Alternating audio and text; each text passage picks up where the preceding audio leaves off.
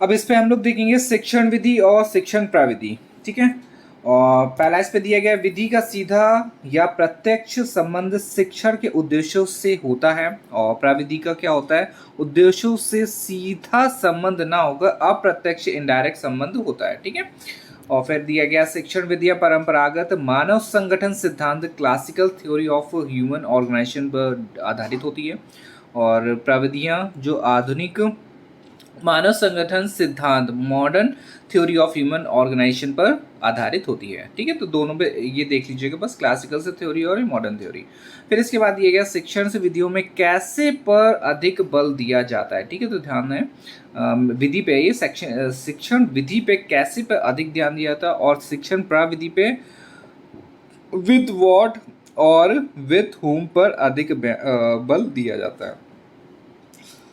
फिर दिया गया है विधियों में मैक्रो अप्रोच का अनुसरण किया जाता है, और इस पे क्या हो जाएगा, माइक्रो अप्रोच का अनुसरण किया जाता है। फिर है विधियां मनोवैज्ञानिक सामाजिक दार्शनिक आर्थिक आदि पहलुओं पर आधारित होती हैं, मगर प्राविधियां जो होती हैं तार्किक और मनोवैज्ञानिक पहलुओं पर ही विशेष ध्यान दिया जाता है। फिर विधि का मुख्य उद्देश्य प्रभावशाली शिक्षण करना है, और प्रविधि का क्या हो जाएगा, मुख्य उद्देश्य प्रभावशाली अधिगंश परिस्थितियां लर्निंग सिचुएशन उत्पन्न करना है। फिर दिया गया है शिक्षण विधियों में विभिन्न कार्य टास्क और उसके प्रस्तुतिकरण प्रेजेंटेशन पर अधिक ध्यान दिया जाता है, और प्राविधियों में छात्र के व्यवहारों बिहेवियर और संबंधों रिलेशनशिप पर अधिक ध्यान दिया जाता है। और 8 वाला पॉइंट हो जाएगा शिक्षण विधि के अंतर्गत शिक्षण की दिशा जो डायरेक्शन है एवं गति जो स्पीड है का निर्धारण किया जाता है, मगर प्रविधि में क्या होता है, शिक्षण में प्रयुक्त मुख्य विधि पर डिपेंड करता है। ठीक है, निर्भर करती है। फिर इसके बाद हम लोग देखेंगे प्रयोगशाला विधि और प्रदर्शन विधि। ठीक है, ये वाला शायद कर चुके हैं, करके सीखना, और चलिए देख लेते हैं, रिपीट हो जाए कोई दिक्कत नहीं है। इस पे क्या हो जाएगा, प्रयोगशाला और प्रदर्शन विधि। इस पे क्या है, करके सीखने का होता है, लर्निंग बाय डूइंग सिद्धांत पर आधारित है, और इसमें क्या है, देखो सुनो और समझो पर आधारित होता है। फिर इस विधि द्वारा छात्र रचनात्मक तथा अन्वेषणात्मक प्रवृत्तियों पर विकास करते हैं, और इस विधि में छात्रों अपनी रचनात्मक और अन्वेषणात्मक प्रवृत्तियों पर विकसित करने का अवसर नहीं होता है। फिर इस विधि में छात्र व्यक्तिगत रूप से प्रयोगशाला जाकर स्वयं प्रयोगों द्वारा अप्रत्यक्ष अनुभव प्राप्त करते हैं।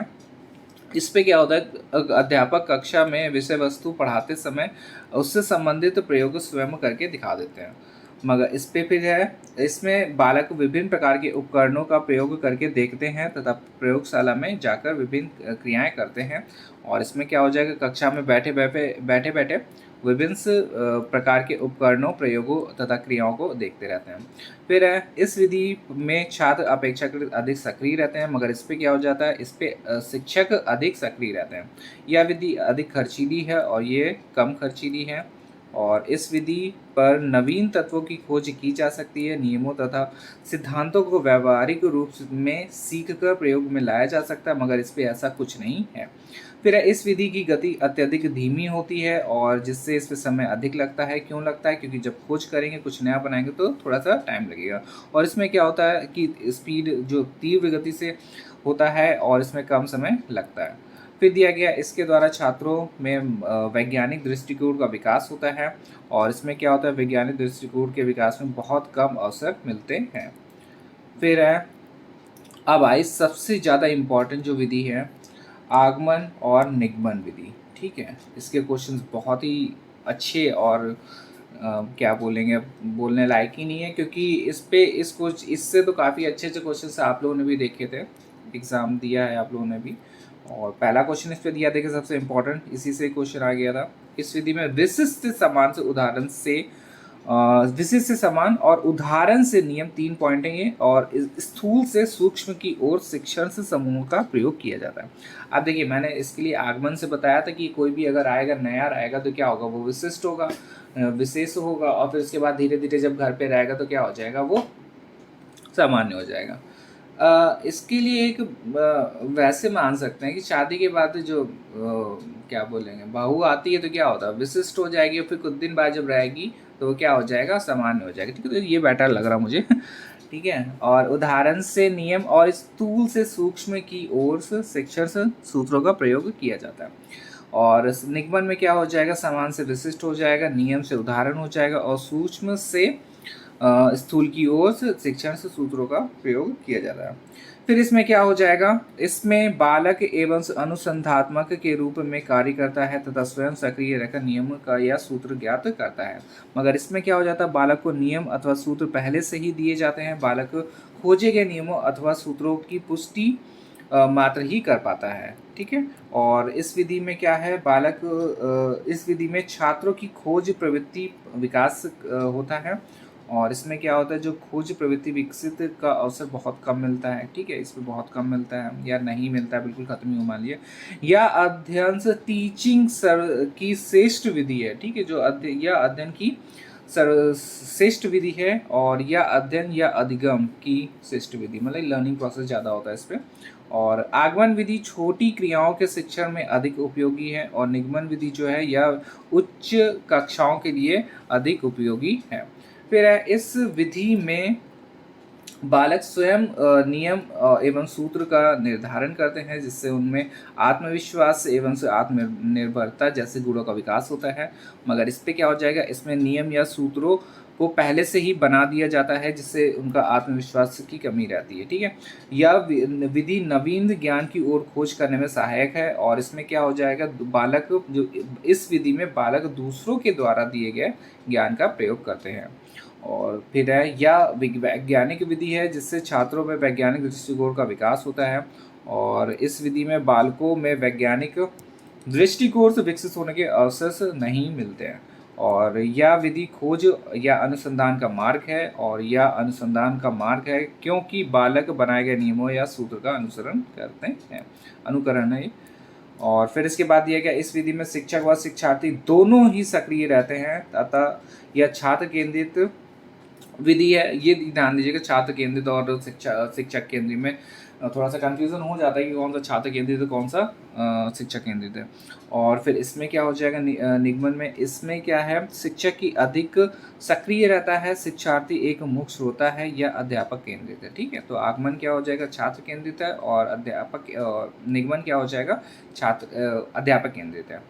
और यह विधि मौलिक एवं रचनात्मक कार्यों पर बल देती है, और यह विधि समस्या समाधान पर अधिक मतलब बल देती है। और इस विधि द्वारा अध्ययन से अध्यापन की प्रक्रिया रुचिकर हो जाती है, और इसमें अध्ययन और अध्यापन की प्रक्रिया जो है नीरस हो जाती है। इस विधि में प्रत्येक पद या सोपान जो स्टेप्स होते हैं का महत्व होता है, तथा बालक उनको लिखना सीख जाते हैं। और इस विधि में बालक बहुत से पदों को लिखना नहीं सीख पाते हैं। और फिर इस पे दिया गया है, इसकी गति धीमी होती है, जिससे परिश्रम व समय अधिक लगता है। और इसकी गति क्या होती है, तीव्र होती है, जिससे परिश्रम और जो समय होता है कम लगता है। और यह एक मनोवैज्ञानिक विधि है जो कि अवबोध केंद्रित है, और यह अपेक्षाकृत एक अमनोवैज्ञानिक विधि है तथा स्मृति केंद्रित है। ठीक है। और फिर इसके बाद है उद्देश्य और प्राप्य उद्देश्य। तो उद्देश्य का जो क्षेत्र है, ये देखिए इस पे भी क्वेश्चन आए हुए हैं, जब MCQ लगाए थे उस पर क्वेश्चन थे ये, और एग्जाम में अभी आएंगे इसके भी। और देखिए उद्देश्य का जो क्षेत्र है, उद्देश्यों का क्षेत्र व्यापक और असीमित है, और जो प्राप्त उद्देश्य का क्या है, संकुचित है, दीर्घकालिक होती है। और इसमें क्या हो जाएगा, अल्पकालिक या तत्कालिक होती है। उद्देश्य कैसा होता है, अस्पष्ट होता है और अनिश्चित होता है। और ये प्राप्त उद्देश्य क्या होता है, निश्चित और स्पष्ट होता है। फिर इसके बाद है, इसकी प्राप्ति विद्यालय, समाज तथा संपूर्ण राष्ट्रीय जिम्मेदार होता है। मगर इस पर क्या हो जाएगा, प्रशिक्षक ही जो जिम्मेदार होता है। फिर दिया गया, इसकी प्राप्ति का मापन एवं मूल्यांकन संभव नहीं है, मगर इसका जो है मापन एवं मूल्यांकन किया जा सकता है। फिर है, इसका संबंध शिक्षा तथा भविष्य से होता है। इसका जो संबंध है शिक्षा तथा भविष्य से होता है, और यह शिक्षा में निहित होती है यह शिक्षा में निहित होते हैं, तथा शिक्षण जो टीचिंग है, टीचिंग से संबंधित होते हैं। इसका संबंध किसी विशेष प्रकरण से ही होता है। और फिर इसके बाद दिया गया है पॉइंट नंबर 7, इसका जो स्रोत है समाजशास्त्र, दर्शन शास्त्र और संपूर्ण शिक्षा शास्त्र से होता है, और इसका स्रोत क्या है, मनोविज्ञान से होता है। और इसमें प्राप्त उद्देश्य समाहित इंक्लूड होते हैं, जबकि ये शिक्षा उद्देश्य का ही एक भाग होता है। इसमें व्यक्तिनिष्ठा सब्जेक्टिविटी होती है, और इसमें वस्तुनिष्ठा, ठीक है, ऑब्जेक्टिविटी होती है। ये प्रत्येक समाज व राष्ट्र की आवश्यकता एवं आकांक्षाओं के अनुसार परिवर्तनशील होते हैं, और इसमें क्या हो जाएगा, प्राप्त उद्देश्य निश्चित होते हैं तथा प्रत्येक विषय या प्रकरण के लिए भिन्न भिन्न होते हैं। फिर इसके बाद है, अब देखिए ये भी थोड़ा सा इम्पॉर्टेंट है क्योंकि क्वेश्चन अभी इस पे तो नहीं पूछा गया था, बट हो सकता है कि आगे पूछा जाए, तो ये सबसे ज़्यादा इम्पोर्टेंट है। पहले तो ज्ञानात्मक किसने वर्ग किया है, डॉक्टर BS ब्लूम ने करा है। कब करा है, 1956। भावात्मक को किसने करा है, करथवाल ने करा है, और 1964 हो जाएगा। और मनोवैज्ञानिक या क्रियात्मक पक्ष को किसने किया है, सिम्पसन ने करा है, 1969, ठीक। फिर इसके बाद है जो हमारा ज्ञानात्मक पक्ष है, उसमें कौन कौन से पार्ट्स दिए गए हैं, तो वो देखते हैं। सबसे पहला आ जाएगा ज्ञान है, बोध है, ज्ञानोपयोग या प्रयोग है, विश्लेषण है, संश्लेषण और मूल्यांकन है, ठीक है। फिर इसके बाद भावात्मक में क्या हो जाएगा, आग्रहण है, अनुक्रिया है, अनुमूल्यन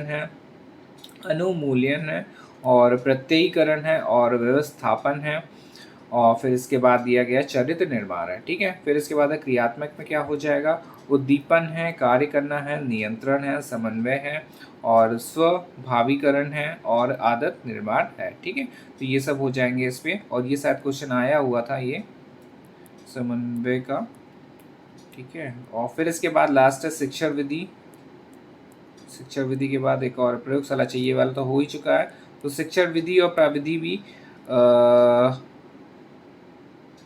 देख लेते हैं, वैसे हो चुका है ये भी, तो इतना ही हम लोग रखते हैं क्योंकि अभी हम लोगों ने करा था ना ये हाउ और विथ वॉट और ये सब वाले, ठीक है। तो ये हो गया हमारा सेकेंड पार्ट, ठीक है। शिक्षण विधि और शिक्षण प्रविधि, और ये दोनों हम लोग कर चुके हैं, प्रयोगशाला विधि और प्रदर्शन विधि, ठीक है। तो तो ये हो गया हमारा जो डिफरेंस वाले क्वेश्चंस थे, क्योंकि मुझे सबसे ज़्यादा इम्पोर्टेंट यही लग रहे हैं। बाकी तो फिर डीपली फिर जाके पढ़ना पड़ेगा, वो अभी इतना ज़्यादा टाइम नहीं है। तो डिफरेंस वाले क्वेश्चन से ही काफ़ी आप लोग आंसर सही हो जाएंगे, क्योंकि अभी आप लोगों ने एग्ज़ाम जो दिया था तो उसमें आप लोगों को समझ में आ ही गया है कि कैसे क्या क्वेश्चंस आ रहे हैं और किस तरीके से पूछे जाएंगे। तो बस मुझे इतना ही ठीक लगा, बाकी तो जैसे आप लोग प्रैक्टिस कर रहे हैं वैसे करते रहिए। अभी मैं और देख लूँगा क्या इंपॉर्टेंट है, उसको भी प्रोवाइड करवा दूँगा। फिर ऐसे ही जैसे अभी हम लोग कर रहे हैं वैसे ही अभी 2 पेपर और हैं, टेक्नोलॉजी का देखेंगे और इन्वायरमेंट का, ठीक है। तो चलिए नेक्स्ट वीडियो में मिलते हैं, और कल के लिए बेस्ट ऑफ लक।